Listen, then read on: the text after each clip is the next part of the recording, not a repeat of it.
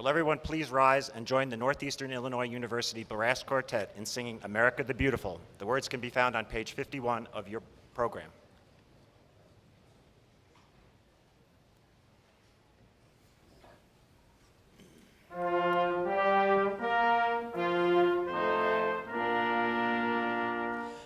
Oh, beautiful for spacious skies, for ample waves of grain, for purple mountain majesties above the fruited plain. America,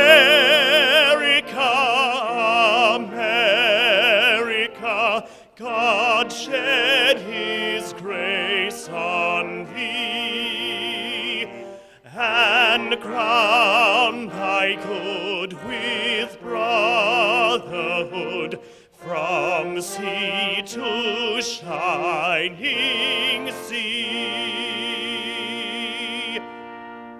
Please be seated. Good afternoon, everyone. I'm Paul Brandt Ralph, Dean of the School, and it's my distinct pleasure to welcome all of you to this commencement ceremony of the University of Illinois at Chicago School of Public Health. For those of you with friends and family who could not attend, our ceremony is being simultaneously webcast on the internet. Due to this and our time constraints, we kindly ask that individuals remain seated and refrain from approaching the stage during the ceremony. A professional photograph of each student will be available for purchase afterwards. I would also kindly ask for everyone to please turn off your cell phones, pages, and other electronic devices for the duration of the ceremony. This year, we are celebrating the 40th anniversary of the founding of our school. Over the past 40 years, the faculty and alumni of our school have been leaders in the field of public health and dedicated stewards to our mission to protect and improve the health and well-being of all people from the metropolitan Chicago area, the state of Illinois, the nation, and the world. Today, we are very proud to add to that legacy with our outstanding group of graduates. It's always a privilege to be charged with the education and development of the next generation of public health leaders, a privilege that our faculty and esteemed guests respect and are committed to fulfilling. I am honored to present to you the administration of the University of Illinois, UIC, and the School of Public Health, as well as our distinguished guests and faculty of the school on the platform. I ask, please, that you hold your applause until all have been introduced. In the first row, starting on my right, Dr. Robert Easter, President of the University of Illinois. Next to him, Dr. Paula Allen Mears, Chancellor of the University of Illinois at Chicago, Vice President of the University of Illinois, and most importantly, a faculty member of the School of Public Health. Marion Wright Edelman, President of Children's Defense Fund. Dr. Jonathan Art, Associate Dean of the Graduate College. Dr. James Galloway, Regional Health Administrator for the U.S. Department of Health and Human Services, Region 5. Dr. Lamar Hasbrook, Director of the Illinois Department of Public Health. Dr. Bashar Shukair, Commissioner of the Chicago Department of Public Health. Dr. Terry Mason, Chief Operating Officer of the Cook County Department of Public Health. Dr. Jesus Ramirez-Velez, Division Director and Professor of Community Health Sciences. Dr. Linda Forst, Division Director and Professor of Environmental and Occupational Health Sciences. Dr. Ronald Hershow, Division Director and Professor of Epidemiology and Biostatistics. Dr. Jack Zwanzinger, Division Director and Professor of Health Policy and Administration. Dr. Patrick Lenahan, Clinical Associate Professor of Community Health Sciences. In the second row, starting on my right again, Dr. Lorraine Conroy, Senior Associate Dean for the School of Public Health.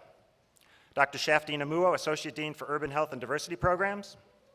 Dan Schwartzman, Associate Professor, Health Policy and Administration. William Kling, Clinical Assistant Professor of Health Policy and Administration. Tracy Smith, 2003 MPH graduate and member of the UIC School of Public Health Alumni Association. Anna Wojcik, President of the Public Health Student Association and a 2013 MPH graduate in Health Policy and Administration. Jessica Barnes, 2013 MPH graduate in Community Health Sciences and this year's Donaldson Award winner. And our platform marshals, Chandela Daring, Jamasetta Metor, and Daniel Perry. Please welcome our platform guests.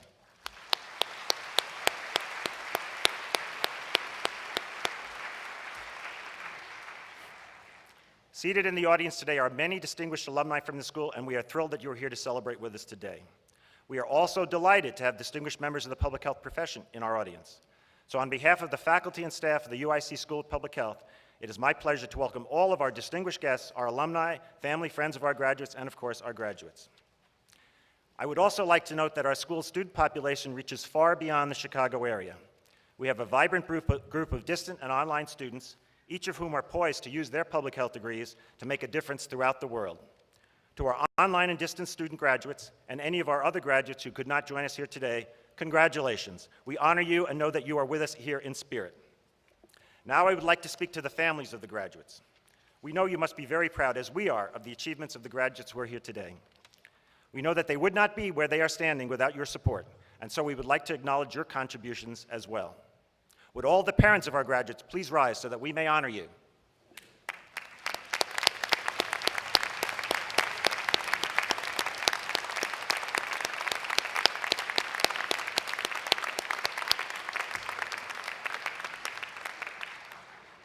Would all the spouses, significant others, and children, and grandchildren, if they're here, of our graduates, please rise so that we may honor you.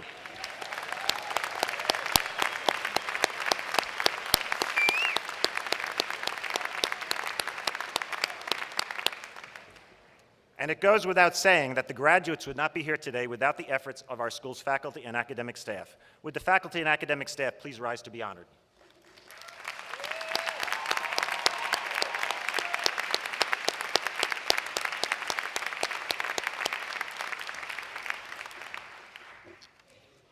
And finally, now, would the graduates please rise so that we can congratulate you?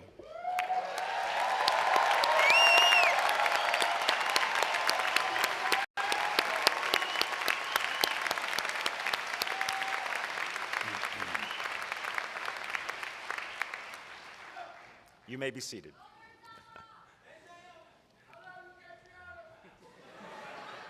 At this time, I would like to invite our honored guests to the podium to give their welcome. First, it's my great pleasure to introduce the president of our university, Bob Easter. Bob told me he didn't want me to read through his whole bio, so I will condense it. But after spending his entire nearly 40-year career as a senior administrator and faculty member of the Urbana-Champaign campus, Bob became the University of Illinois' 19th president last July. He joined the faculty there after earning his doctorate on the campus in 1976, and later served in almost every position I can imagine: department head, dean of the nationally ranked College of Agricultural, Consumer, and Environmental Sciences, and various interim posts as provost chancellor and interim vice chancellor for research. He's an internationally renowned authority on swine nutrition and has co-authored a book, many book chapters, and numerous peer-reviewed articles, and has been much in demand internationally as a speaker. In 2006, he was appointed by President George W. Bush to the Board for International Food and Agricultural Development. He's also a member of many distinguished societies, including the American Society of Animal Science, the British Society of Animal Science, the American Registry of Professional Animal Scientists, et cetera, et cetera. Please join me in a warm welcome for President Easter.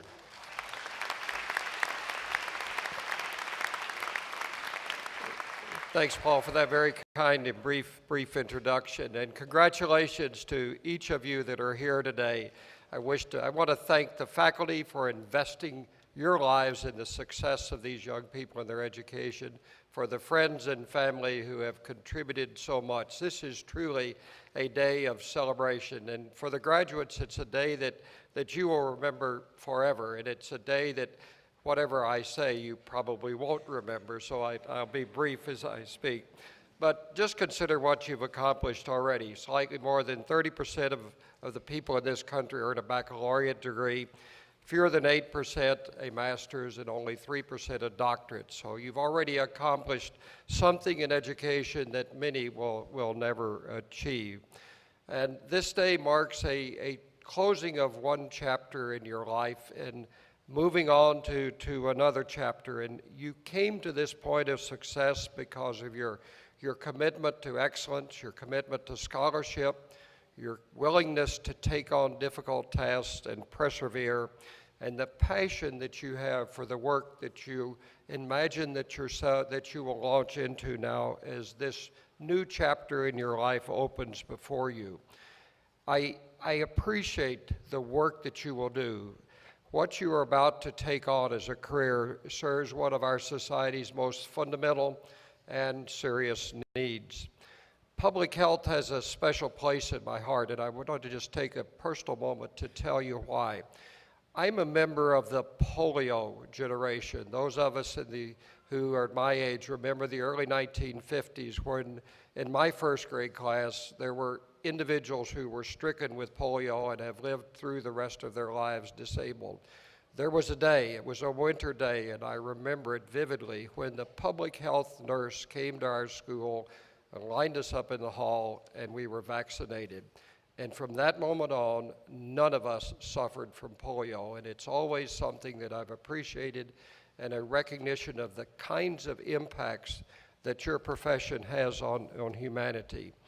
Just as others have done, I'm confident that you too will go forth and make your mark on the world, regardless of what it is, if it's addressing issues in street violence, if it's providing educational programs to young mothers who are struggling with challenges in their lives, if it's exploring stigma to alternate lifestyles. Regardless of where you engage, you have opportunity to make impact, and in the process of that, improve the lives of many, many people. I thank you for the work that you are setting out to do. I congratulate you on your achievements to success. I can tell you that we at the University of Illinois in positions of leadership are extremely proud of you, and we're proud of the alums that you will soon become. Thank you very much for the opportunity to be here.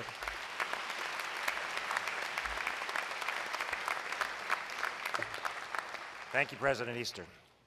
It's now my great pleasure to introduce the Chancellor of our university, Dr. Paula Allen Mears. Chancellor Allen Mears has been transformative for this campus in many ways since she arrived. In collaboration with the faculty deans, vice chancellors, and the faculty senate, she's created interdisciplinary research opportunities for faculty, the Global Certificate Program for undergraduate students, expanded research opportunities and programs for graduate and undergraduate students, including the Supplemental Graduate Fellowship Program, the Discovery Fund for Multidisciplinary Pilot Research Projects, the Undergraduate Research Award. She's also secured funding recently for the Advanced Chemical Technology Building, renovations of classrooms, launched a campus beautification campaign, clustering hiring initiative, et cetera, et cetera. Changed, and most importantly, changed the mantra of UIC from access to excellence and success. These are just a few of her many accomplishments. Please join me in welcoming Chancellor Allen Mears. Thank you. Well, I'm truly honored to be here this afternoon. And on behalf of the UIC family, I welcome you to this commencement exercise. I am a member of this faculty. I wish I had more time to be a true member of the faculty. I want to take a moment to recognize and extend my gratitude to President Easter for joining us. This is our fourth event today, President Easter. We've been moving from graduation to graduation. We just left the College of Medicine, and he's been a good citizen, and he enjoys the events, and I'm delighted that he's here. I too want to express my gratitude to the many people who support our graduates in every way during their time here on our campus. Graduates, congratulations to you. I know that you will have a wonderful career. And as your chancellor, I'm honored to speak from the heart this afternoon on this memorable day, a day of pomp and ceremony, but also a day of personal joy and triumph. Graduates, the educational accomplishments we recognize here this afternoon attest to your admirable tenacity over time in pursuing the highest level of intellectual success. To receive the honorific degrees conferred today, it isn't enough to be bright and inventive. Although those are two important criteria, it's also important for you to be persistent and tenacious. You have worked, I heard from others, you've worked long hours in classrooms, libraries, and in communities to achieve today's recognition. Today, your unwavering resolve has been paid off. You can take great pride in graduating from a school that articulates its mission and with these inspiring words to translate knowledge into action and compassion into results. As we celebrate the 40th anniversary of the founding of this school, it's worth remembering that the school has grown from 18 graduates in the first class in 1973 to nearly 300 last year, and with over 4,000 alumni, and that number continues to grow. And this year, the school grew even more successfully by launching an innovative undergraduate online program. This is a very unique school. It's passionate about its mission. It's passionate about its purpose. This school continues to take on very important issues. President Easter talked about polio. I want to talk just for a moment about issues of health disparities. I no longer use the word health disparities. I refer to health issues as health equity. The school has also taken on issues of safety, cure violence, ceasefire. I could go on with the innovative thinking and programs and initiatives that distinguish this school. But best of all, this faculty, this school, this exemplar faculty had the good judgment to admit and now graduate you. How many of you would agree with that, right? By the end of this ceremony, your time at UIC will become an unforgettable part of your past. I hope you will pause to reflect on your years here, remembering the ways in which this school fostered your mastery of a body of knowledge, honed your analytic skills, and strengthened your deep commitment to the promotion of a healthy society.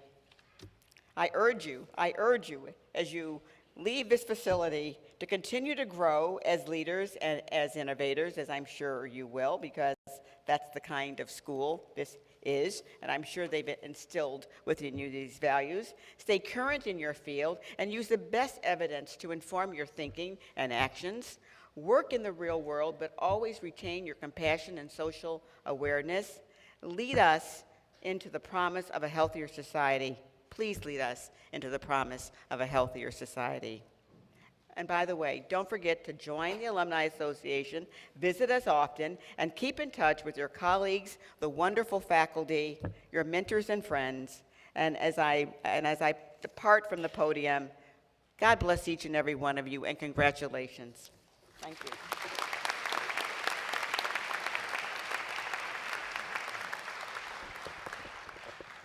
Thank you, Chancellor Alan Mears.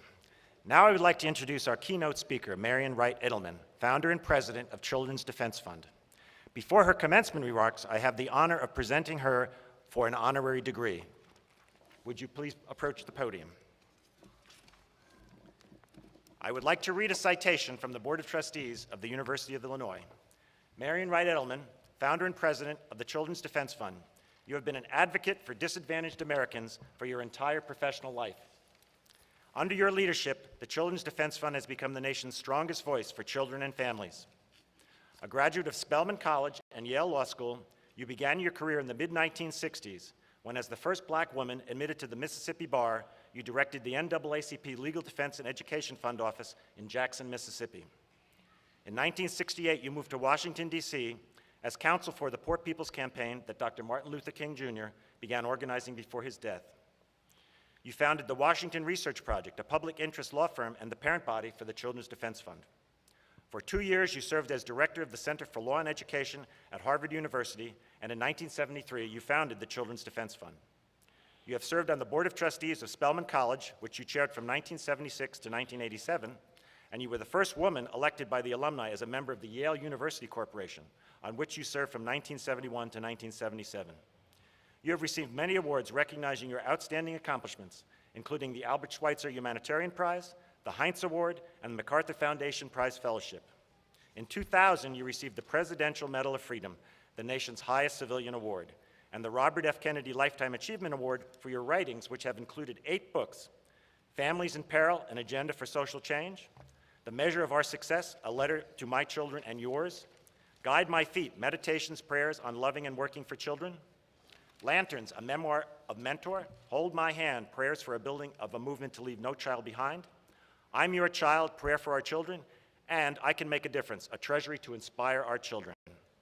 In appreciation of your contributions to society, and upon the recommendation of the Senate of the Chicago campus of the UIC, I am honored to present you to the President of the University for the honorary degree of Doctor of Humane Letters.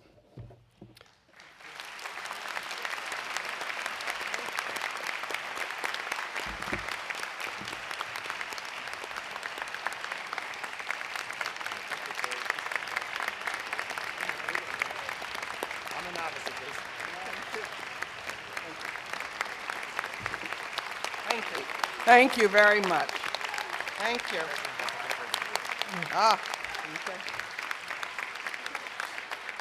I do need to make it official. So upon these recommendations and by the authority of the Board of Trustees, I confer upon you the degree of Doctor of Humane Letters and admit to you all the rights, privileges, and responsibilities of that degree. Congratulations. Thank you very much.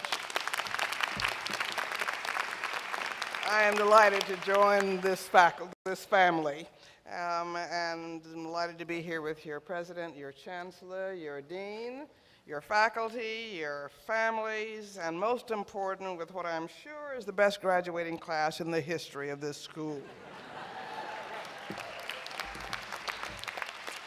I often quote Dietrich Bonhoeffer, the great Protestant theologian who died opposing Hitler's Holocaust, who believed that the test of the morality of a society is how it treats its children. Sadly, the United States flunks Bonhoeffer's test every hour of every day. As we let a child drop out of school every 8 seconds, a child be born to an unmarried mother every 19 seconds, be born into poverty every 32 seconds, let a child be abused or neglected every 47 seconds, be born without health insurance every 72 seconds. Let a child be born at low birth weight at 2 minutes, every 2 minutes, many of them without adequate prenatal care, and which we can avoid. And every 3 hours and 15 seconds, we let a child or teen be killed by a gun. And I want to talk about gun violence. I know that you're focusing on gun violence in Chicago, but it is a national plague. We have got to stop the killing of children in the United States of America. Right after President Kennedy's assassination, Dr. King wrote that it was time for our nation to do some soul searching. And he said while the question who killed President Kennedy was important, the question about what killed President Kennedy was even more critical. Dr. King believed the answer was that our late president was assassinated by a morally inclement climate. It is a climate filled, he said, with heavy torrents of false accusation, jousting winds of hatred, and raging storms of violence. It is a climate where men cannot disagree without being disagreeable, and where they express dissent through violence and murder. It is the same climate that murdered Medgar Evers in Mississippi and 6 innocent Negro children in Birmingham, Alabama, 50 years ago this year. Dr. King also said the undercurrent of hatred and violence that made up this morally inclement climate were fueled by our cultural embrace of guns, by our readiness to allow arms to be purchased at will and fired at whim, by allowing our movie and television screens to teach our children that the hero is one who masters the art of shooting and the technique of killing. By allowing all these developments, we have created, he believed, an atmosphere in which violence and hatred have become popular pastimes. Same winds of hatred, storms of violence, and easy access to and glorification of guns that Dr. King believed President Kennedy would soon also kill Dr. King. On April 5th, 1968, in Cleveland, Ohio, after Dr. King's assassination, Robert Kennedy spoke about the mindless menace of violence in America, which again stains our land and every one of our lives. It is not, he said, the concern of any one race. The victims of the violence are black and white, rich and poor, young and old, famous and unknown.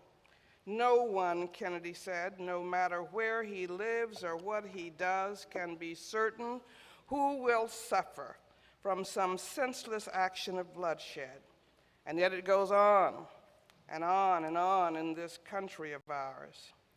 Since Robert Kennedy spoke these words, he and 1,300,000 other American men, women, and children have been killed by guns in our nation. This staggering death toll is twice the loss of life from all American battle casualties in all of the major wars we have fought since our nation began, from the Revolutionary War through the more recent ones in Vietnam, Iraq, and Afghanistan. Guns have lethalized our despair and anger, and turned moments of emotional instability into tragic, permanent loss of lives. Most shamefully, while the heart-rending massacre of the 26 and 7-year-old children and 6 educators in Newtown has galvanized our public attention, the killing of children by gun violence is not new. It has been relentlessly unreported and underreported and has snuffed out the lives of over 166,000 children since 1963. That, again, is 3 times the number of U.S. soldier deaths in the most recent wars in Vietnam, Afghanistan, and Iraq combined. The Children's Defense Fund has been publishing annual child and gun violence reports for the last 22 years, after we did a group of focus groups and polls of black young people and black parents, and found that their number one concern was whether children would live to adulthood. The young people didn't think they would live to adulthood, and too often that has been true.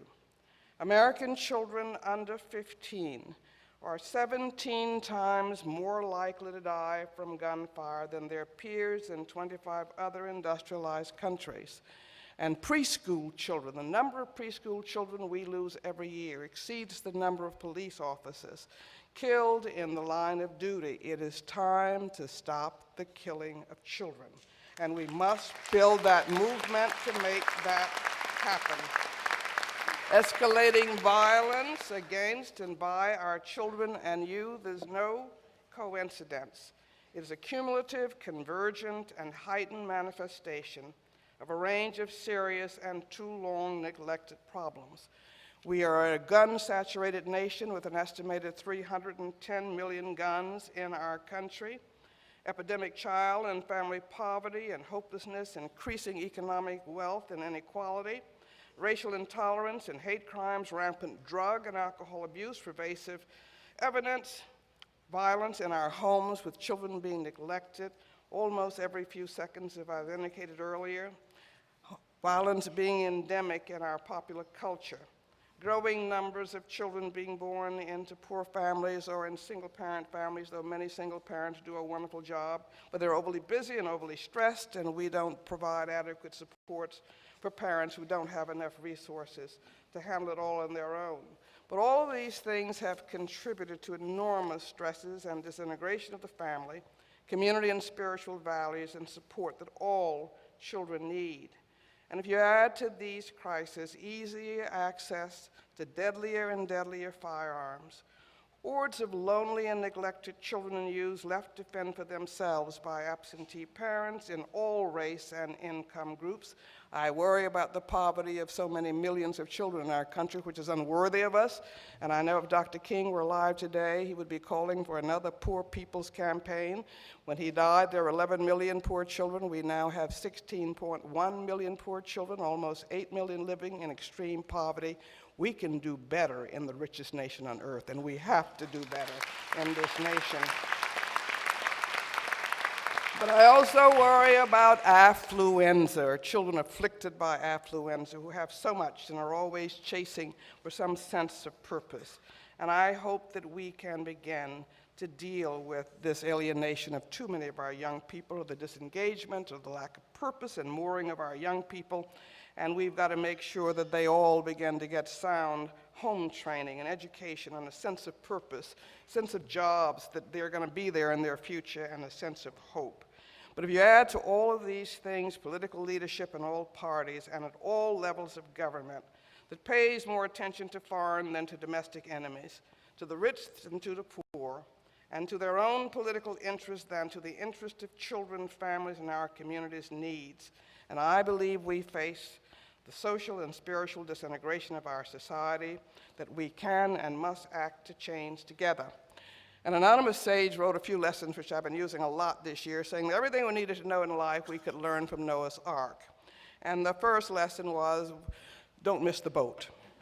And the figures that I laid out of looking at our children who cannot read and write, a majority, 60% of all of our American children, all racial income groups, cannot read a computer at grade level in 4th, 8th grade. and our over 80% of black children and nearly 80% of Latino children, who are going to be a majority of our child population within a few years, cannot read or compute in 4th or 8th grade, or even by the time they reach 12th grade if they have not already dropped out, and 30 to 40% do in various school districts. What is a child going to do in this globalizing world if they cannot read or compute, don't have a high school degree, and increasingly need a college degree? They're being sentenced to social and economic death. 1 in 3 of our black boys born in 2001, 1 in 6 of our Latino boys born the same year are going to go to prison. We're spending in our states almost 3 times more per prisoner than for public school pupil. That's a really dumb investment policy. We need to change course and educate all of our children, because I'd rather have them working for me rather than I working to support them and being afraid of them when they come back out on the streets, because we did not care enough about them to invest in them. Secondly, the second lesson from Noah's Ark is that we're all in the same boat. And I think that if we don't think that we need all of these black and Latino and Native American children and poor children whom we neglected, I think we ought to get over it. We need every child to be productive, and we need every child to be respected and to honor our creed, which we've constantly repeated but also fallen short, that we are going to have a level playing field, that every child is sacred and every child is entitled to be treated with certain inalienable rights. We need to close the gap between what we say we want to be as Americans and what we do. The third lesson of Noah's Ark is to think ahead. It wasn't raining when Noah built the ark, and tomorrow is today, and we must act with urgency to build that movement, to have high-quality early childhood education, to make sure that every child gets good health care and mental health care, and so do their families. And we've got to make sure that they're educated and have places that are safe to go after school and during idle summer months. But they need to have a sense of hope and an engaged community and engaged parents. But tomorrow is today, and we're wasting it. The greatest national security problem we face at a time when 75% of our 17 to 24-year-olds cannot get into the military because of illiteracy, because of poor health, because they've had an incarceration, a prior incarceration. Who's going to be in our army? Who's going to be in our workforce? We need to wake up and understand that the decisions that we are not making today to invest in our children and to do what we know works in the early years of life are going to really come back to hit us and to undermine all of our national security. The fourth lesson is don't be afraid of criticism. They talked about Noah being thought to be crazy, but it wasn't raining when he built the ark, and we should not be afraid to be criticized. If you don't want to be criticized, don't say anything, don't do anything, and don't be anything. We should all begin to stand up and get out of our comfort zones and to do what has to be done. Dr. King is not coming back. We keep looking for that hero to come back and lead us to the way. We are it. And my next and final lesson from Noah's Ark, which I absolutely love, is to remember that the Titanic was built by experts and the Ark was built by amateurs. We are the movement that we must have if we're going to transform America and change these morally disgraceful and practically disgraceful figures with the neglect and abuse and violence that afflicts our children. And I hope that as we go forward here, particularly on the School of Public Health, that we're going to play an increasingly loud and persistent role in looking and doing the research, public research that we need on the causes and consequences and cost of violence. That is something that the NRA has blocked repeatedly. We must do that. It was crucial in public health and the gun and the auto safety movements and most of these things if we're going to be thoughtful in our remedies. So I hope we will push with us an agenda for public health research to look into the causes and consequences of violence. We must know the truth. We must stand up to the mistruths. We must begin to mobilize and let folk know that guns in the home don't make us safer, they make us less safe, and get the facts and get the truth out. And I think you can play a major leadership role, and if we can't get that kind of money through the political process, which has been very hard, we should try to figure out how we're going to get it out of the private sector, because we're losing 30,000 lives every year and many more to injuries. We must know the truth and document the truth. And I hope that the School of Public Health will help us do that. Finally, I do hope that we will support common sense gun safety legislation, all of us. It's time to stop, and I hope that we will make our voices heard. I don't care if it takes us 5 rounds of losses or 10 rounds of losses. Let's stand up and make it clear to our political leaders that we value children ahead of protection of guns. And we're not trying to take anybody's hunting rights away. We're not trying to take away anybody's self-defense rights. But assault weapons and high-capacity ammunition clips have no place on the streets of America. Those are things for the military and for the law enforcement agencies. And let's just insist on it. And lastly, I will just say, if we get universal background checks and can do a ban on these destructive weapons, I hope at some point we will also break the hold that the NRA has put on the Consumer Product Safety Commission. Guns are the only unregulated consumer product in this country. We regulate toy guns, we regulate teddy bears, we regulate toys, and we don't regulate something that is snapping out the lives of thousands of Americans every year. We can change that, but it's going to take us doing it together and building a movement. Let me leave with a prayer, which I use a lot.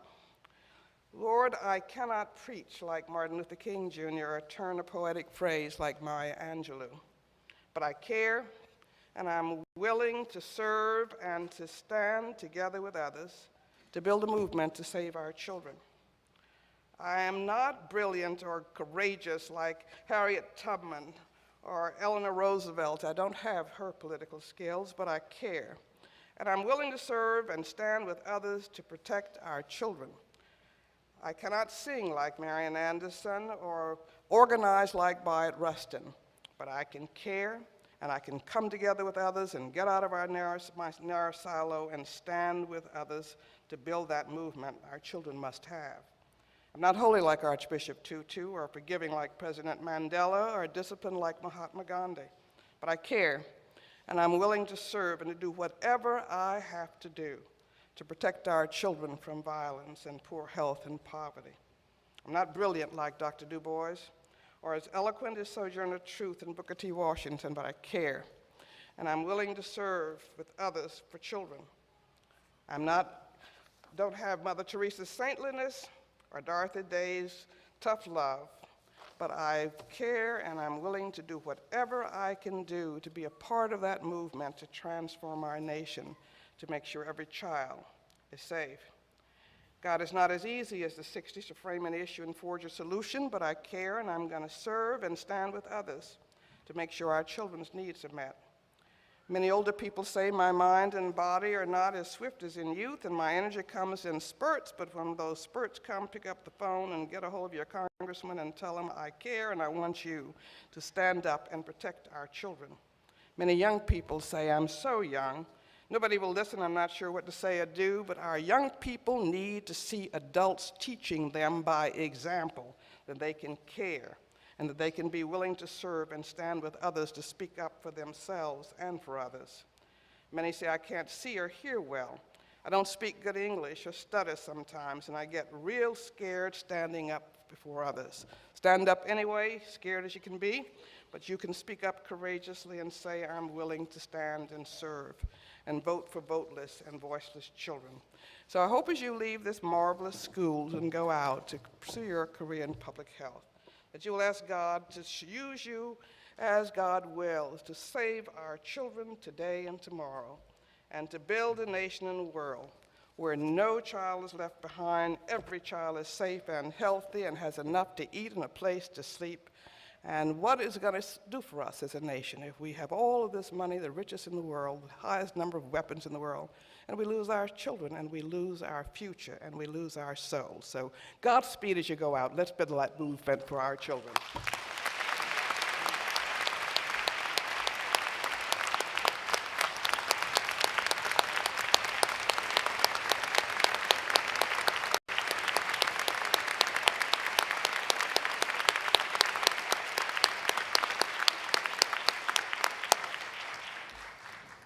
Amen, and thank you, Dr. Edelman. You are truly an inspiration to all of us, and I believe with your inspiration, we shall overcome, and this graduating class will be part of the solution.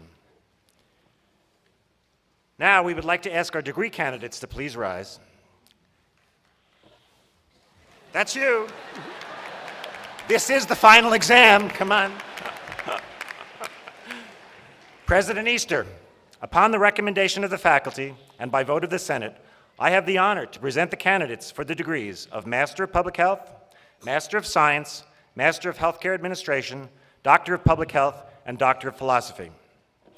Thank you. Upon the recommendations and by the authority of the Board of Trustees, I confer upon each of you the doctoral and master's degrees for which you have been presented, and admit to you all the rights, privileges, and responsibilities of those degrees. Congratulations.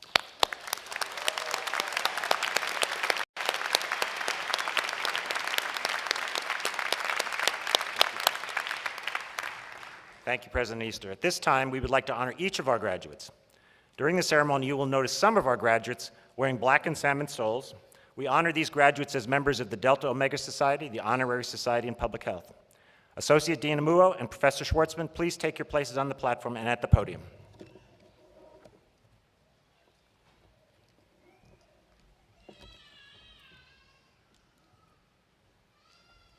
Dr. Ramirez Velez, could you please come to the podium and ask your graduates to rise? I guess the rest of you can be seated then. On behalf of the faculty and staff of Community Health Sciences, it's my great honor to introduce our 2013 graduating class. Will the awardees for Masters of Public Health, Master in Science, and PhD degrees in Community Health Sciences please rise?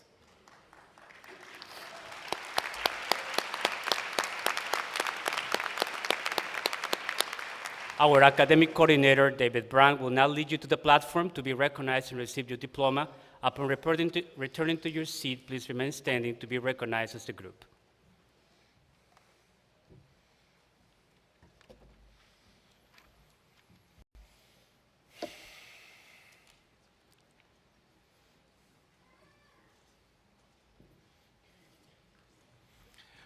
Moise Dennis Jean.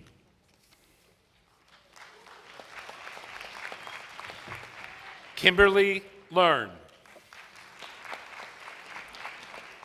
Rachel Fry. Maria I. Flanagan. Kristen M. Menard. Brittany Renee Williams. Liana M. Woodley. Jonathan Contreras. Priscilla Vasquez. Jenny Situ. Molly H. Heineman. Nicholas D'Angelo Martin. Rodney Lamont Triplett.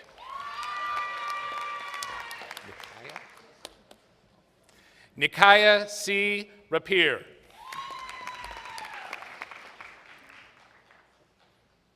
Rehab Mwangi.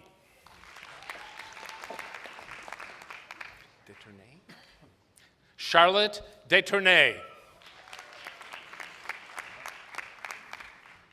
Kelly Ann Petrowski.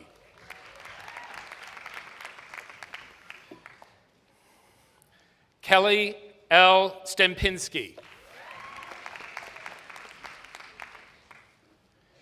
Amy Leah Rosenfeld.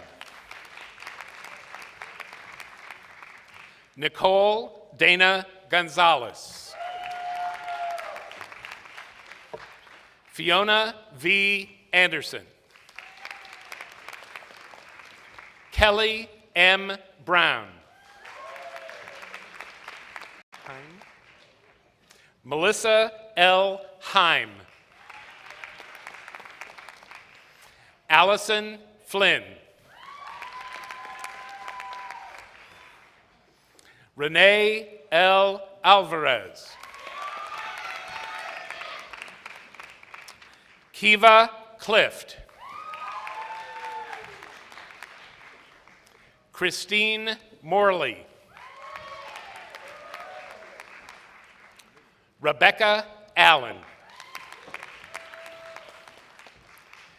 Erin N. Duggan. Shannon M. Dowdy. Amanda E. Hoffman. Megan L. Higdon.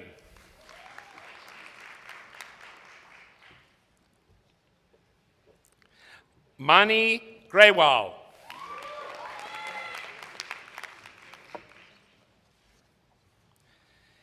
Anna Pauline Nanaselli. Elizabeth S. Cohen.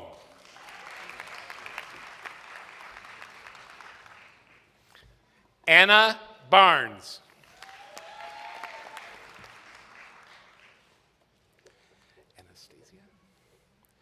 Stephanie Anastasia Bolo-Georges. Allison Noel Wathen. Melissa Martin. Stephen D. Binns. Sally A. Burko.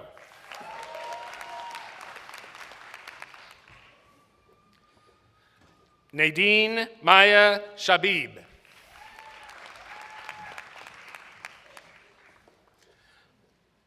Bronwyn W. White. Elizabeth Thompson.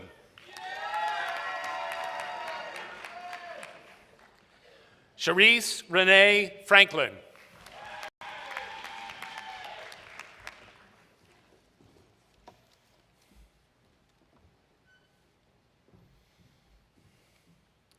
And for the PhD, Dr. Lisa Aponte Soto.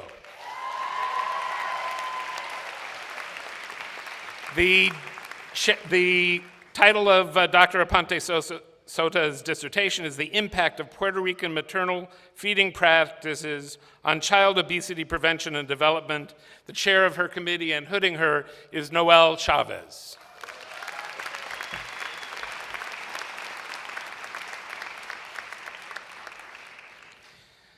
Dr. Damien Jamal Denson. The title of Dr. Denson's dissertation is Running the Risks, Drug Use, Psychosocial Issues, Internet Use, and Sex in Minority, Gay, and Bisexual Men. The chair of his committee and hooding Dr. Denson is Jesus Ramirez Valles.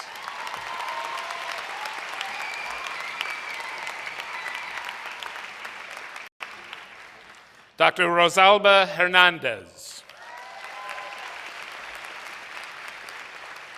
The title of Dr. Hernandez's dissertation is Longitudinal Relationship Between Depression and Diabetes Self-Care in Minorities with Type 2 Diabetes. The chair of her committee and hooding her is Dr. Lori Ruggiero.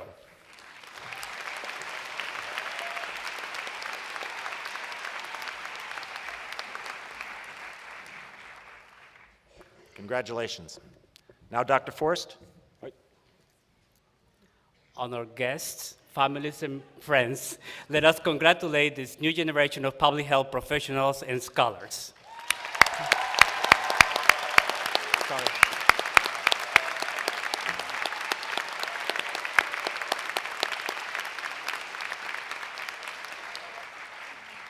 Former students, you may now be seated. I jumped the gun there. Congratulations. Dr. Forrest, could you please come to the podium and ask your graduates to rise? Honored guests, family, and friends, let us congratulate this year's outstanding graduates oops, sorry, I'm reading the wrong thing.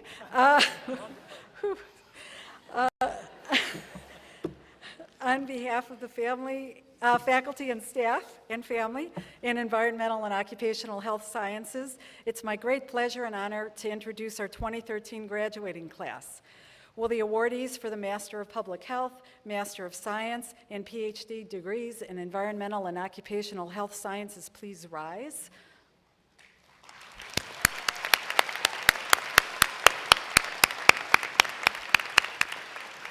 Our academic coordinator, Ed Zordani, will now lead you to the platform to be recognized and to receive your diplomas. Upon returning to your seats, please remain standing in order to be recognized as a group.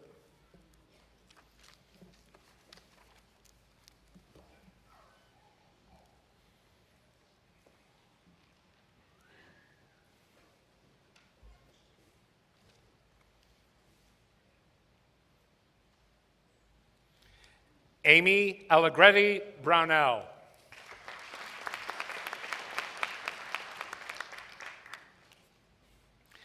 Daniel Alexander Baxton.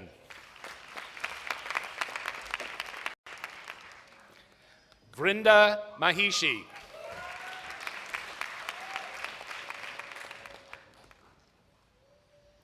Patience Olusola Aladende.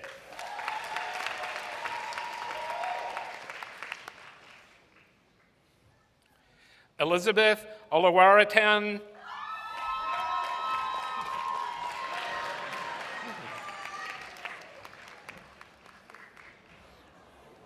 Abhilasha Shuresa.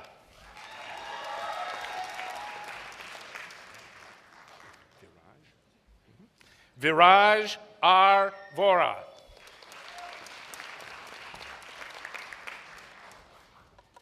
Jorge Castellanos.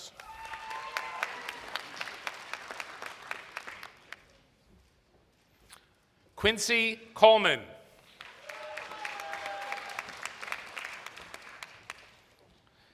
Brian Charnetsky. Jordan Hepler.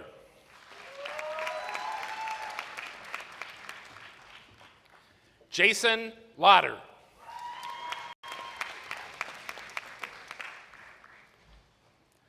Frank Pagone.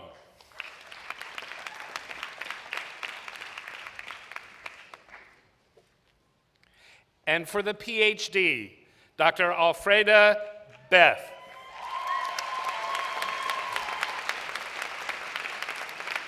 The title of Dr. Beth's dissertation, Law Enforcement, Injury, and Epidemiology. The chair of her committee is Dr. Lee Friedman.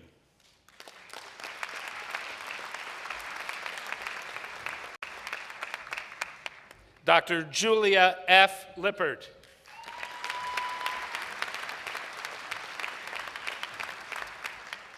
The title of her dissertation is Determination of Laser-Generated Air Contaminant Emission Rates in a Simulated Surgical Procedure.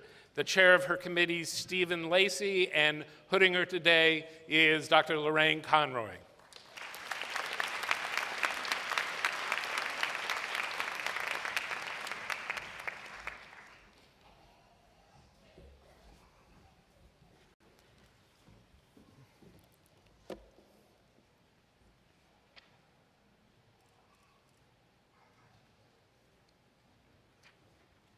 Honored guests, families, and friends, let us congratulate this year's outstanding graduates in Environmental and Occupational Health Sciences.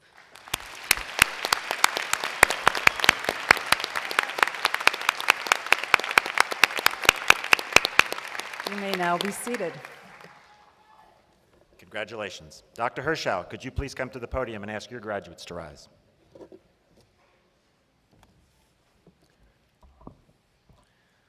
On behalf of the faculty and staff of the Division of Epidemiology and Biostatistics, it is my honor and great pleasure to introduce our 2013 graduating class.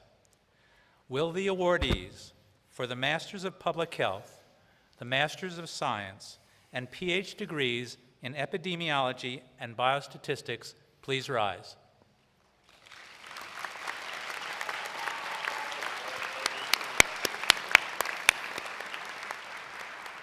Our academic coordinator, Liliana Aceves, will now lead you to the platform to be recognized and receive your diplomas. Upon returning to your seats, Please remain standing in order to be recognized as a group.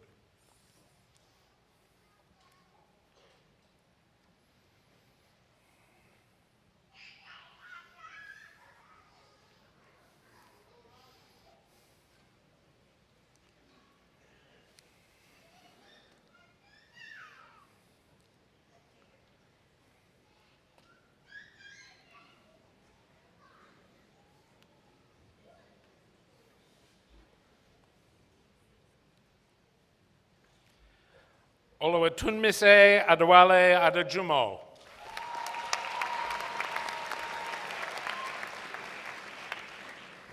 Riti Bondopade. Ahmed N. Chowdhury. Erica L. Dahlmeyer. Robin Ase Ahioba.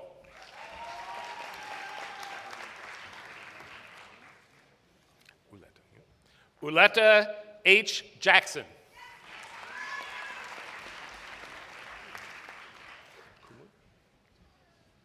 Kumud Kataria.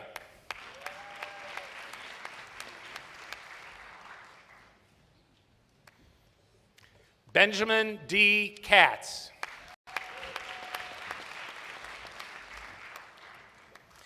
Samuel B. Kim. Eunice Nayung Peck.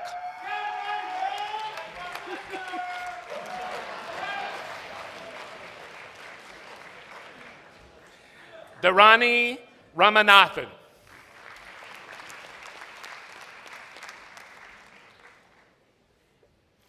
Swetha Ramanathan.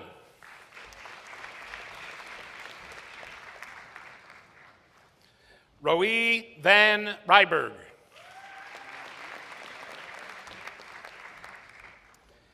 Lena Saleh Hassan.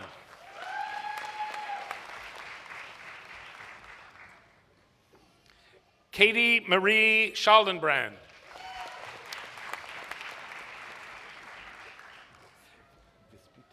Yeah. Sachin Vispute.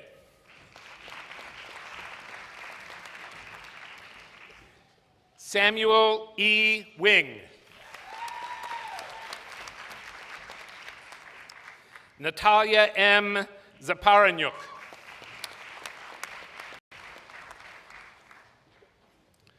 Ronnie Gallardo.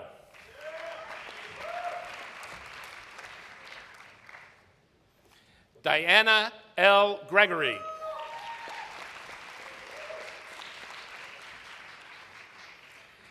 Catherine L. Jackson.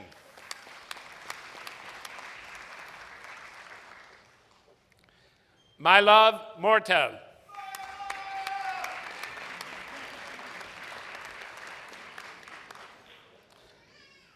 Trong Nok Don Pham.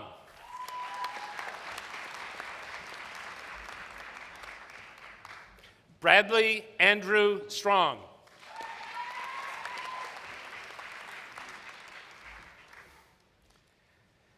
And for the PhD, Dr. John Rogers.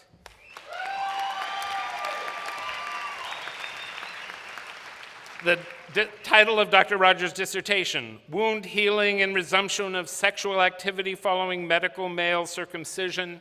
The chair of Dr. Rogers' committee, Robert Bailey.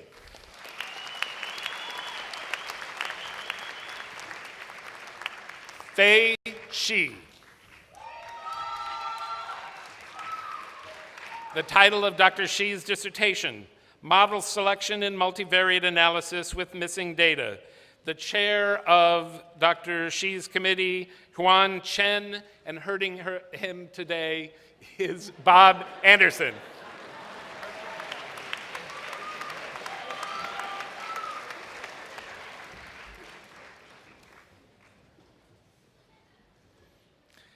Dr. Abigail Silva. The title of Dr. Silva's dissertation, Assessing Racial Ethnic Disparities Along the Breast Cancer Treatment Continuum. and the chair of Dr. Silva's committee, Dr. Garth Rauscher.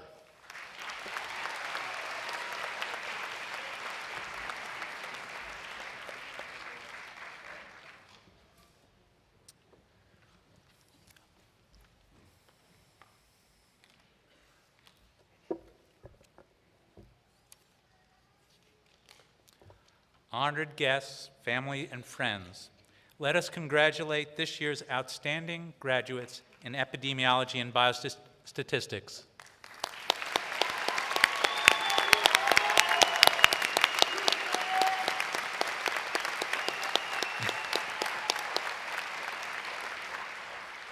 Congratulations. Dr. Zwanziger, could you please come to the podium and ask your graduates to rise? Thank you. On behalf of the faculty and staff in Health Policy and Administration, it is my great pleasure and honor to introduce our 2013 graduating class. Will the awardees for the Masters of Public Health, Masters of Science, Master of Science in Clinical and Translational Sciences, Master of Healthcare Administration, and PhD degrees in Health Policy and Administration please rise?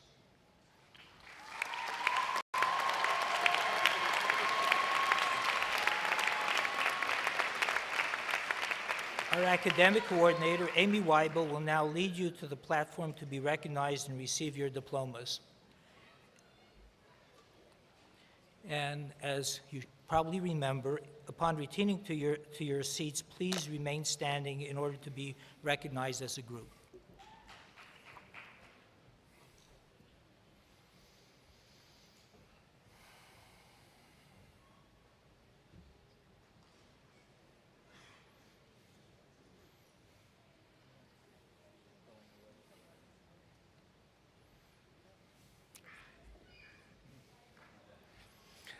Elizabeth Remy Adutoro.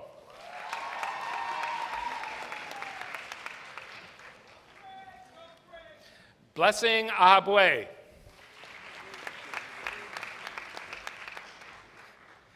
Anjali Asana.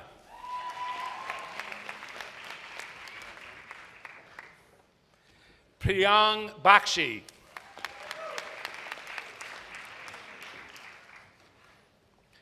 Misha Melissa Kadeh.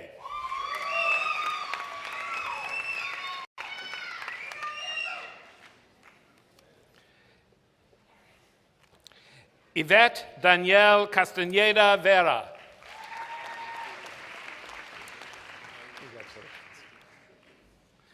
Vadim Y. Gerstein.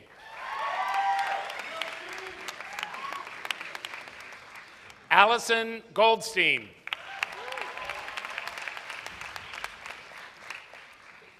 Sheila R. Graham. Kevin J. Harris. Sheena Johnson. Erica Martinez. Elizabeth Aramide Oladende.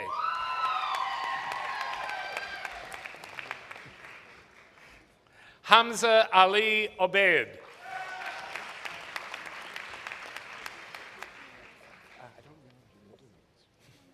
Okay. Polina Osinska, right? Testing my memory. Polina Osinska. Margaret G. Pickle.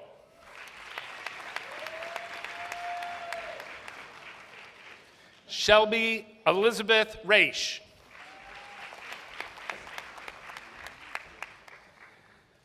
Nice to meet you.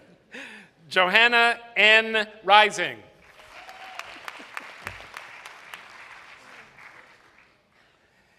Annalie Ruiz. Nargis F. Saeed.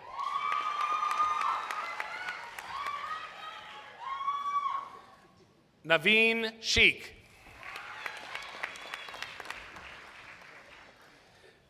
Yang Sun.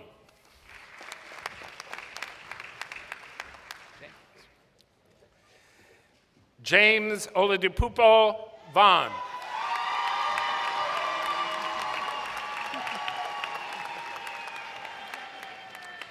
Erica Lauren Posner-Wiedis.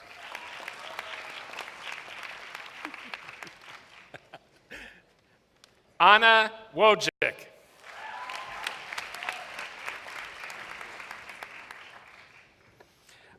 Allison Elizabeth Ziedrich.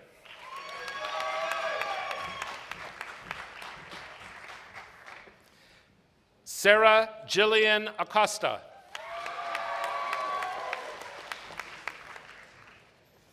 Maria Alvi. Michael James Barbati.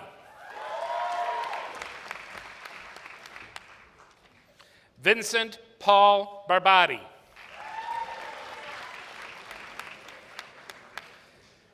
David Berishman. Paul Christopher Barini.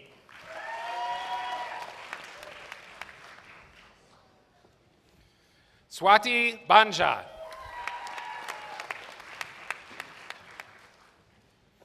Brittany Bryant.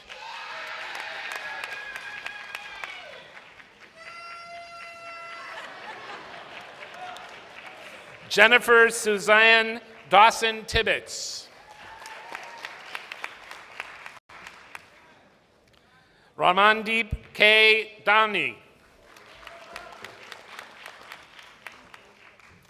Christopher W. Easley. James Hulsman. Joy Jin.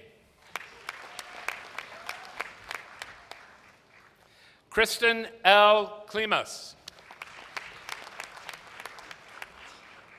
Paul Stewart Lamb.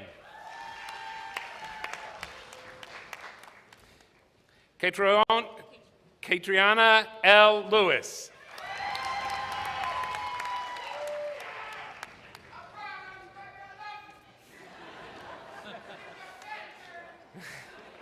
Kashana Alvina Lonis.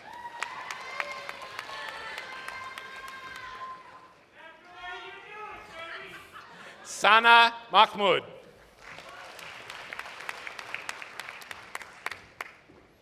Kushnaz R. Ogra.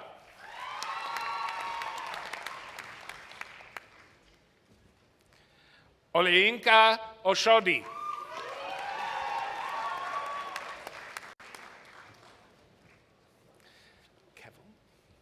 Keval D. Parikh. Iman Perkins. Mary Teresa Pettis. Saba Rahim.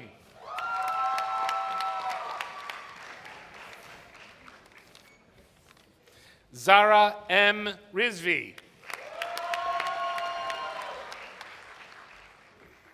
Jamie H. Schechter.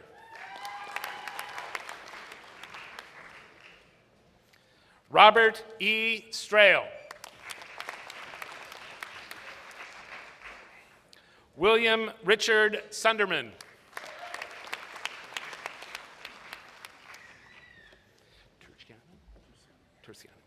Armand Torciano. Anu, sorry.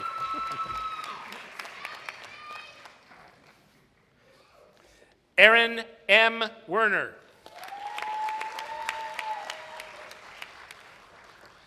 Rawan Youssef.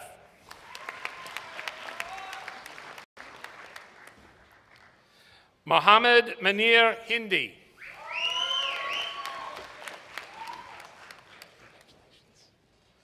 And for the PhD, Dr. Melissa Eileen Nyman. The title of Dr. Nyman's dissertation, Systematically Gathering Clinician Opinions on Healthcare Technology. The chair of Dr. Nyman's committee, Annette Valenta.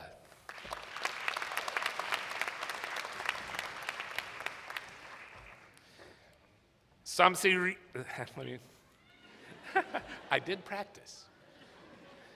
Samsi Yanningsi Hadayani.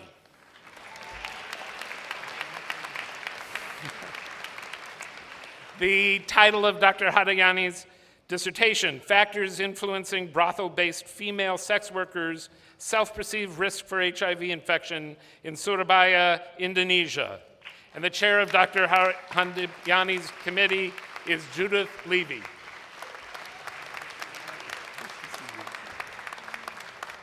Dr. Keir L. Ringquist.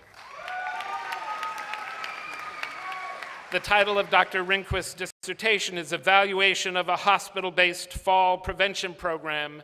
The chair of Dr. Ringquist's committee, Dr. Ben Greenspan.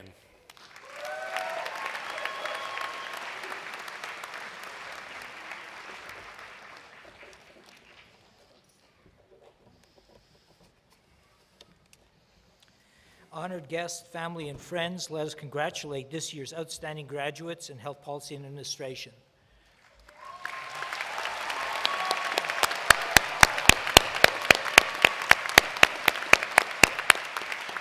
Students, you may now be seated. Congratulations. Now, Dr. Lenahan, could you please come to the podium and ask your graduates to rise? On behalf of the faculty and staff of the Doctor of Public Health and Leadership Program, it is my great pleasure and honor to introduce our 2013 graduates, and I request that they come forward to the platform to be recognized and receive their diplomas.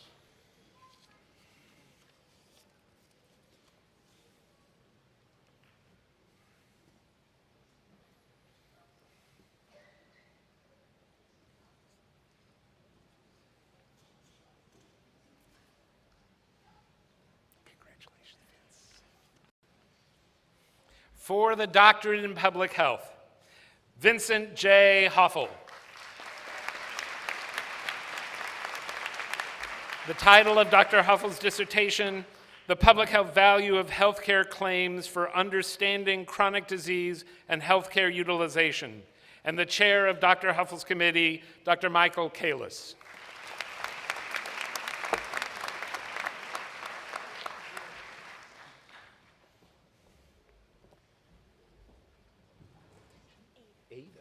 Okay, all these years. Dr. Ada Moadsiri.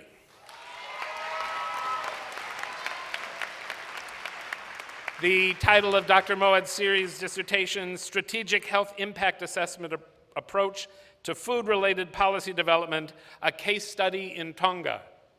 And the chair of Dr. Moadsiri's committee, Dr. Lori Ruggiero.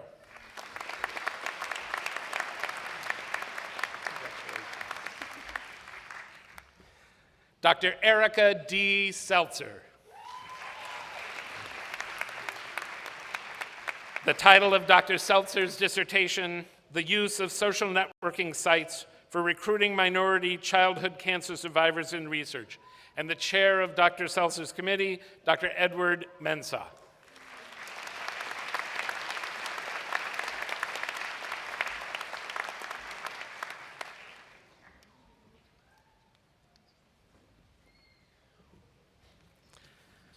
Friends, families, and honored guests, please join in congratulating this year's outstanding graduates in the Doctor of Public Health and Leadership Program.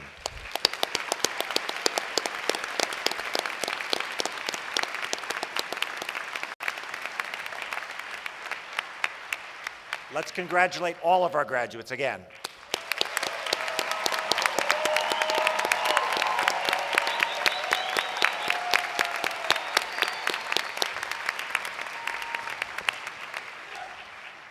Before we proceed, the President, Chancellor, and Dr. Edelman have to leave for other engagements, but I'd like to thank them for being here and celebrating with us today. Thank you very much.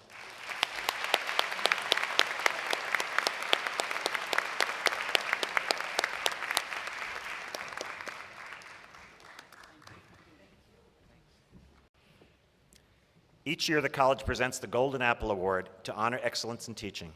At this time, it's my pleasure to introduce Anna Wojcik, President of the Public Health Student Association, to present the 2013 Bernard H. Baum Golden Apple Award. Anna?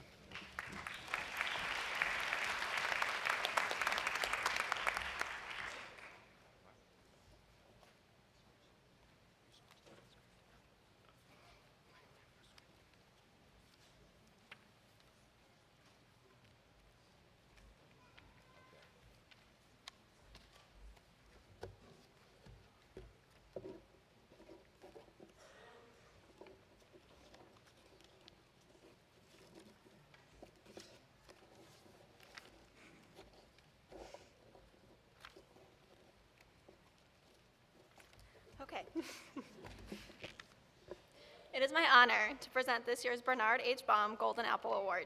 This prestigious award is presented each year to the UIC School of Public Health faculty member selected in recognition of outstanding teaching and service to students. Dr. Bernard Baum was the founder of the School of Public Health. He served as a professor, a scholar in the sociology of organizations, a general in the Army Reserves, a mentor to 3 generations of students and faculty, a champion of human dignity, but first and foremost, he was a teacher. He encouraged faculty to become not only productive scholars, but also teachers who taught well. Fondly known as Bernie, his love of teaching was only matched by his skill at doing so. In 1977, he won a school-wide teaching award. The school established the Golden Apple 2 years later. He then went on to win the Golden Apple twice, placing him among a select few faculty members who have been honored more than once. For his wisdom, for his commitment to the academic, for the individual attention he gave to students and faculty for almost 40 years, for his respect to the service-driven, mission-oriented community that has been, is, and most undoubtedly will always be the UIC School of Public Health. This award is dedicated to his memory. This year's award winner truly embodies all that Dr. Baum and the Golden Apple Award represent. Through his enthusiasm, commitment, and incredible wealth of knowledge and experience, he actively engages students in real-life lessons of public health practice that combine rich classroom discussion with practical application of advocacy and policy. Having taken 2 of his classes, I can speak from experience. Last spring, a group of my classmates and I expressed interest in going to Springfield for the University of Illinois Lobby Day, an all-day event that unfortunately conflicted with his leadership course. Not only were we all encouraged to attend, but he also drove to Springfield himself, gave us an insider's tour of the Capitol, arranged a personal meeting with a health staffer, and proudly introduced us to legislators as his students, all while advocating for critical funding for needy students at the University of Illinois. As a clinical assistant professor in the Health Policy and Administration Division, he is a committed mentor, an ardent supporter of all his students, and above all else, he exemplifies a passion for public health and policy that inspires those around him. For these and many other reasons, it is my distinct honor to present the 2003 Bernard H. Baum Golden Apple Award to Professor William C. Kling. Can you please join me in congratulating him?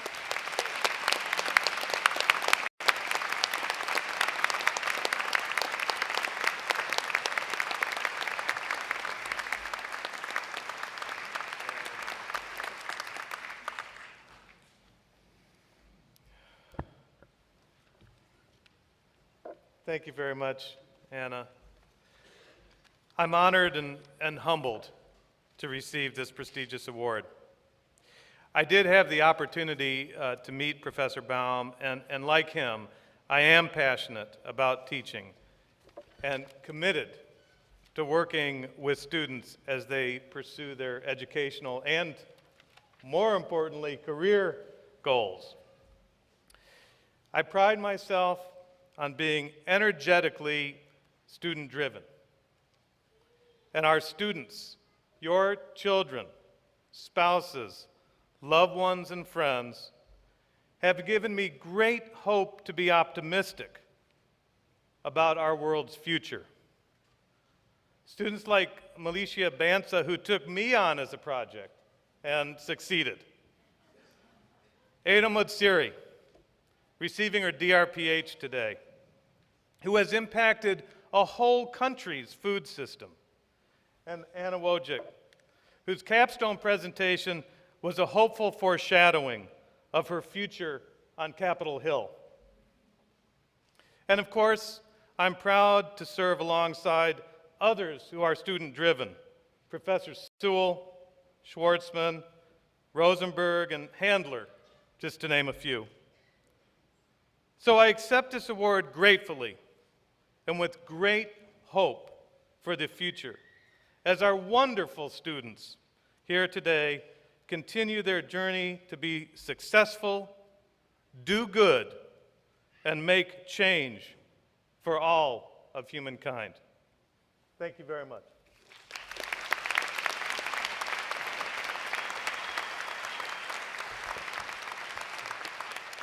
Thank you, Anna, and congratulations, Bill. It's my pleasure to invite Senior Associate Dean Lorraine Conroy to the podium to introduce the Donaldson Award recipient and the 2013 class speaker. Lorraine? Good afternoon, and congratulations to the graduating class. It's my pleasure to introduce the Donaldson Award recipient. Alan W. Donaldson was one of the founders of the School of Public Health and the first associate dean. He served as an international consultant on malaria prevention and eradication programs, and he's remembered as a gentle, kind, and compassionate man of great integrity who held learning and service in the highest regard. In his honor, each year at graduation, we present the Alan W. Donaldson Award to a student chosen for academic excellence, quality of leadership, and community service. The Donaldson Award is the highest award granted by the school, which also carries with it the honor and responsibility of giving the graduating class remarks. I'm pleased to present this year's Donaldson Award to Ms. Jessica Barnes, an MPH graduate from our Community Health Sciences Division with a concentration in maternal and child health. Ms. Barnes is extraordinarily well-deserving of this prestigious award. In her letter of recommendation, Dr. Hebert Byrne writes, Jess is one of those rare students who takes advantage of every opportunity afforded a graduate student. She's eager to learn, to engage others, and overall to serve as a leader of social change in small and big ways. Her academic advisor writes, Dr. Kennelly, her academic advisor writes, she's an engaging leader who uses her intellectual energy to bring out the best in others for collective learning and problem solving, both in and outside the classroom. Jessica is an excellent student. She's graduating with a 4.0 GPA during her master's study at the School of Public Health. While this is a significant achievement, it's even more impressive given Jessica's involvement with other activities at the School of Public Health. She balanced her academic studies with her professional work and internship responsibilities, including research assistantships with the Maternal and Child Health Program in the School of Public Health and the Urban Medicine Program in the College of Medicine. She interned with the Women's Health Foundation, where she conducted an assessment of local peer health education programs for adolescent girls. As an undergraduate student, Jessica was involved in an organization whose mission was revealing leadership through service, relationships, and action that led her to a commitment beyond short-term volunteer events to ongoing community service. Her commitment to community service continued as a student in the School of Public Health. She was secretary of the Public Health Student Association, where she co-founded the Public Health Student Association Service Committee. Through this activity, Jessica volunteered at the Greater Chicago Food Depository and Housing Opportunities and Maintenance for the Elderly. She was also director of the MCH Student Group, where she created social, educational, and service events, including volunteer events at Action for Healthy Kids and a food pantry in the Pilsen neighborhood. Jessica also led efforts to promote positive change in the School of Public Health community. She coordinated and moderated a seminar for public health students, faculty, and staff on the topic of how art impacts health, and co-created a video about maternal and child health and the MCH training program here at UIC. In order to be considered for the Donaldson Award, students must demonstrate academic excellence, including high grades and a strong record of research achievement, distinguished leadership and excellence, and significant contributions to community or service organizations. I think you'll all agree with me that Ms. Barnes is a very deserving recipient of this award.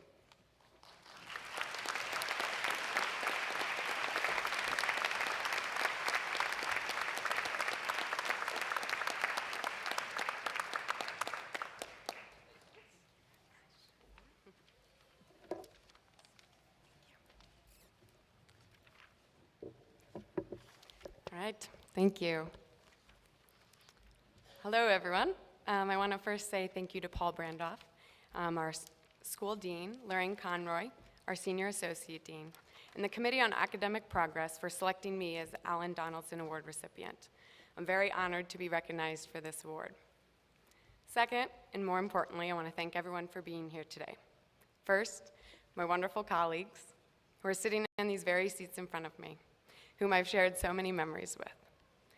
Second, the faculty and staff who have dedicated countless hours to teaching us, mentoring us, and challenging us as students. And of course, our family and friends who have continually supported us throughout this experience in graduate school and have kept us motivated throughout the tough and crazy times. This is a big and exciting day for us. It's an accumulation of all the ridiculously hard work we have put into this degree. So congrats. I hope it's been worth it. Take comfort in the fact that there are no more paper deadlines, no more weekly Blackboard discussion assignments, and certainly no more statistical coding to complete. It's finally over. For me as a maternal and child health MPH student, I've spent my fair share of time living, not just working, in the SPH computer labs. Whether it's trying to frantically finish my SAS homework before it's due, attempting to figure out how on earth to save a copy bundle in Atlas TI, or just simply trying to finish a 4x6 foot poster with no grammatical errors. I think we've all been there. Despite all this madness, I've learned that much of what makes grad school great is actually far beyond the classroom walls.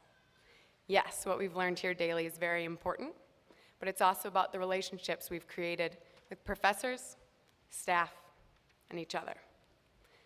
I'll never take for granted the mentorship my advisor, Dr. Kennelly, and my faculty sponsor, Dr. Hebert Byrne, provided to me throughout the 2 years, especially with my capstone research project. They ignited my interest in community-engaged research and taught me the value of exploring programmatic issues through the use of qualitative research methods. They, along with so many other faculty members, have been so invested in me as a student and a professional. It's nice to finally be taken seriously. Graduate school is also a practice field for trying out our new professional skills, whether in health program planning, research, policy, or evaluation. It's a place to put what concepts and theories we've learned into actual practice, where it's safe to make mistakes, but at the same time, also means something in the community. Reflecting back, I find that my experience here at SPH was incredibly exhausting in many ways, but also profoundly rewarding. I'm proud to become part of the public health field, and I hope that you all are too. Beyond these things, I've also noticed the uniqueness of this cohort. You truly are a devoted and diverse group of young professionals, all committed to serving the public in innovative and collaborative ways. You seem to constantly be thinking of ways to challenge the norm, but in a way that is personable, fun, and non-threatening. You've done more in these 2 years than many other cohorts have done. For instance, you held the first successful international night in over 3 years. Yes. You've also brought about new initiatives such as the Radical Public Health Group, which has now created the space for meaningful dialogue among the SPH community regarding public health topics, but on a personal, informal level. The Public Health Student Association, in conjunction with other student groups, has developed strong collaborations among the UIC health colleges and across the campus. This has created an effective system for getting things done while also involving more people throughout the process. It's an incredible feeling to be surrounded by such amazing and committed people. As a 2013 graduating class, I hope you realize the impact that you've had on this school, and I can only hope that the next student cohort does not take this for granted. With all of these great contributions, we must now look forward to what lies ahead of us as public health professionals. There are many, many challenges, but also significant opportunities. Throughout our coursework, it's easy to become overwhelmed and even slightly depressed about the issues we face in public health, such as the alarming rise in chronic diseases, especially among children, the significant budgetary cuts to public health spending at the federal and state levels, and the ongoing persistent inequities that exist socially, racially, and economically. We're dealing with heavy, complex health issues that tend to be inherently political. However, these challenges can be viewed through the lens of optimism. I believe we have huge potential in utilizing innovative strategies to address these long-standing health inequities, especially through the use of social media and technology, and by collaborating with stakeholders in non-traditional, non-academic venues. I also believe we have a unique political climate with much unrest regarding our healthcare system, and with a good portion of the public seeking out more sustainable, cost-effective strategies for providing healthcare. There's also been a slow but increasing interest in public health interventions, such as the soda tax in New York City, or the doctor recommendations for mothers to breastfeed exclusively in the first 6 months of life. Therefore, I see this as a favorable time for us, as newly public health graduates, to create change at a systems level and thus improve the well-being of our communities. In moving forward with our professional careers, I want to commend you for receiving this honorary degree today. It's a huge accomplishment and well-deserved. It's absolutely worth a day, if not many days, of celebration. So friends and colleagues, let us use what we've learned here at UIC to make a difference in our communities, whether in Chicago or elsewhere, and to never forget to use our talents and voice to promote social change. As Henry Van Dyke once said, use what talents you possess. The woods would be very silent if no birds sang there except those that sang best. You don't have to be the best at what you do, but you have to do something and be intentional about it. So whether you're a student in community health sciences, epidemiology and biostatistics, environmental and occupational health sciences, or health policy and administration, we each have something to contribute to the field.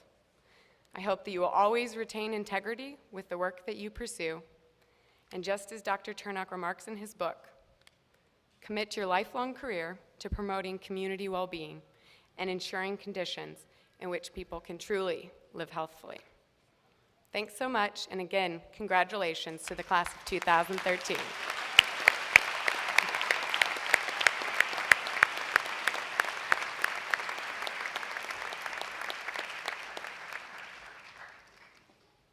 At this time, I invite the graduating class of 2013 to rise and join me in reading our school's statement of values.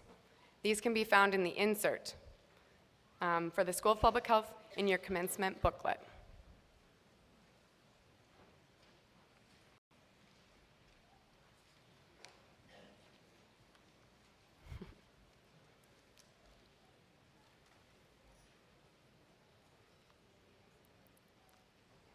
So please join in reading in unison the statement of values.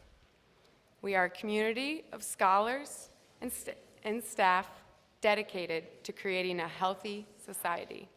In achieving this goal, we are committed to community, the basic unit of analysis for public health, enabling communities to address their own problems, share skills, lower barriers to action, and act as a catalyst for progress. To knowledge, the pursuit, development, and dissemination of which will improve the health of the public. To professionalism, acting with integrity and collegiality in learning, teaching, research, and public service. To stewardship of natural, human, and financial resources. To idealism, whether secularly or spiritually motivated. To caring, promoting compassion for and action on behalf of others. To justice, everyone is given access to the resources necessary to live a humane life and to fulfill his or her full potential. To diversity, celebrating unique contributions to the fabric of our community. To respect for the members of this community and for those whom our efforts are intended to serve. To humility, as we set our goals, as we work together to achieve them, and as we address the inevitable conflicts produced by those joint efforts. Congratulations and welcome to the field of public health.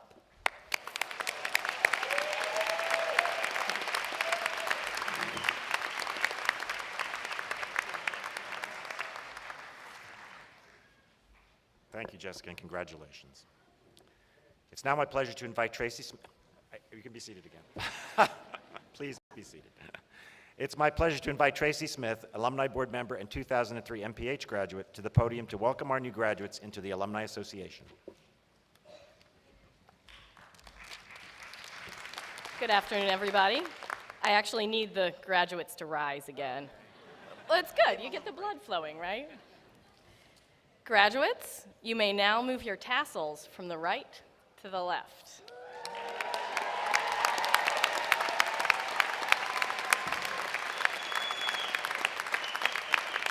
Congratulations. On behalf of the University of Illinois Alumni Association, the largest in the nation, I am pleased to welcome you to your new status as graduates in the very proud, loyal, and global University of Illinois alumni family. Please be seated.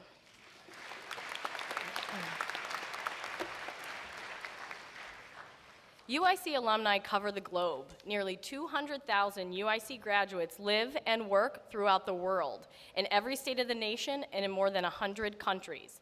Your local network is strengthened by the nearly 500,000 alumni from other University of Illinois campuses. You represent all that is good about the university, your accomplishments as students, your future achievements. The values by which you live will reflect upon the education you received here at UIC. Much of what the public will read, hear, think, and believe about our alma mater will largely be based upon our actions, our successes, and our good deeds. As a member of the School of Public Health Alumni Association Board, I ask you to fulfill the responsibility I believe all graduates have, which is to stay connected to and informed about this institution, which has provided us with the foundation of our future. The UIAA makes this easy for you to do via the Alumni Magazine, e-newsletter, online directory of all alumni, and providing volunteer leadership opportunities. From this day forward, you'll be called upon to take new roles in the university community. Yes, being called upon does sometimes mean making a financial contribution, but it also has several other meanings. You may be called upon to host an intern, to help a student get valuable work experience, to mentor a student, or you may be invited to serve as an ambassador in the UIAA's Illinois Connect Advocacy Network. IC ambassadors communicate with public officials, their professional colleagues, and their neighbors about the importance of support for this great institution. Your voice will be critical to that support because it is one which the public will listen to. Right now, I would like to call upon you to do a few small things this summer. First, display your diploma in your home, your office, or another highly visible area. Be proud to let your friends, your family, and coworkers know of your UIC and School of Public Health connection. Second, know that we will care about you for the rest of your lives. Please keep us informed of your professional progress and share the happy news about your family in the future. The UIAA and the campus and the school want to continue to celebrate you, and your success enriches all of us. It's easy, and it only takes a minute. Third, recruit a student to UIC and the School of Public Health. You know what it takes to succeed here, so you can help ensure that UIC and SPH will continue to enjoy its reputation for academic excellence with a student body known for its intelligence, work ethic, motivation, and diverse backgrounds. And fourth, I'm sure you saw this one coming from a mile away, make a gift of support to the University of Illinois Alumni Association or the campus. Yes, even during your first year as a graduate, and even if that gift is a small one, it really does make a difference and will ensure the University of Illinois will be here for your children. Many of you received a scholarship during your time at UIC, or benefited from an internship our alumni provided, or needed a MAP grant, which the IC ambassadors fought to keep for you. Certainly, you can think of a faculty member who inspired you, or would like to honor your parents or others who have supported you by giving back. Or perhaps you'll do so simply out of loyalty. No matter what the reason, your financial contribution will help support the university and grow alumni giving participation rates, a very important factor in university national rankings. As a token of your pride in your accomplishments, you will find a gift from the School of Public Health Alumni Association beneath your seats. With it, you will find an invitation to a special edition of Healthy Spirits, our alumni networking happy hour, held in your honor this coming Wednesday, May 15th. I hope you'll be able to join us. I leave you with the thought that your work at and for UIC and the School of Public Health does not end today, but shall continue throughout your life. Go forth, class of 2013, and make this world a better one for us all. Congratulations again.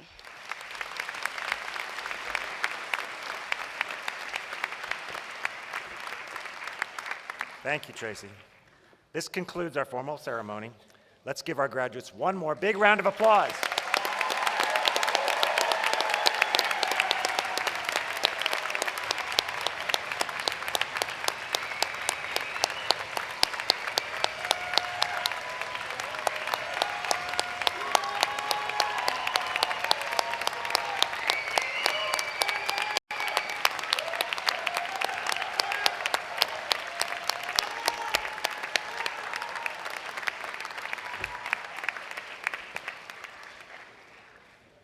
I'd like to ask all the guests to remain seated until the last graduate has exited the room. I'm delighted to invite all of you to reception in honor of the 2013 graduating class, the reception will be across the hall, and there will be staff to direct you to the location.